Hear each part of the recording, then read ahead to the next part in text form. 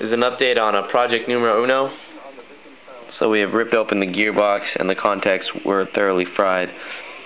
The bevel gear was stripped and the spring has become pretty soft. After a run it's like shooting only like 300 FPS. But the gun's been running on this setup for about 4 months, playing about twice a week, and it's running an 11.1 25C LiPo and a G&p M120 high-speed motor. And when he plays, he doesn't play soft. So it's only to be expected that the spring's going to eventually wear down, and we're only running. I think this is a JG gear. Yeah, this is a JG gear set. Because my buddy's on a budget, so whenever I work on his gun, it's always a Frankenstein. That way he doesn't have to pay for much. The wire harness, I got a buddy who works for G&G. So he gave me a Top Tech harness. So it's got fresh connectors now. And we'll see how the G&G Top Tech harness holds up. And I went ahead and soldered the G&P wires onto the Top Tech harness. Went ahead and placed it with another JG bevel I found lying around at work.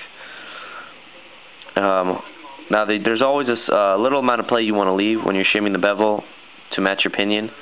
I tightened it up from what I had before by 0.01 mil, I believe. I'm using the G&P shim. Maybe that was maybe I left a little too much play. Not sure. Maybe that's why it shipped, or maybe just because it was running pretty fast. Either way, the way this bevel sat, I tightened it up a little bit more. The other gears look alright. It's hard for me to show you that though because they're pretty greased up. On this I'm using a combination of a Mad Bull and ICS gear grease. And then for the cylinder I'm using the Mad Bull piston grease. This is a Sistema Area 1000 cylinder and cylinder head. I've used some plumber tape to tighten up the air seal, modify air nozzle, G&P tappet plate, G&P 7mm gearbox, using modified 7mm bushings. The piston is in a Zenith piston, or Zumith, or however you want to pronounce it, Prometheus piston head. Check out that back tooth. That is pretty clean for how much wear and tear it's been put under. Plus it looks like a cool Lego piece, so you can't go wrong there. I've cleaned it off a little bit, tried to take some grease off so you can see. It's pretty lightweight and it's holding up pretty nicely. They make two versions, this one with only one metal tooth and then a full metal rack version. I would appreciate it if they came out with a half metal, half whatever kind of material this is made out of, whatever, plastic. That way I could short stroke without using the full metal rack. But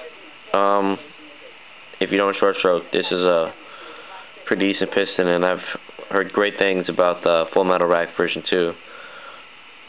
And this is holding up nicely in my buddy's gun. So, Zenith for the win. And the spring's worn out, so I gotta find something to replace that with. And we don't have to. It's only shooting. It's still shooting 300, but it's kind of soft. Running a G&P bearing spring guide.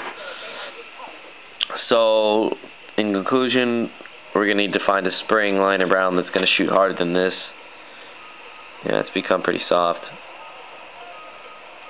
We're going to need to replace that.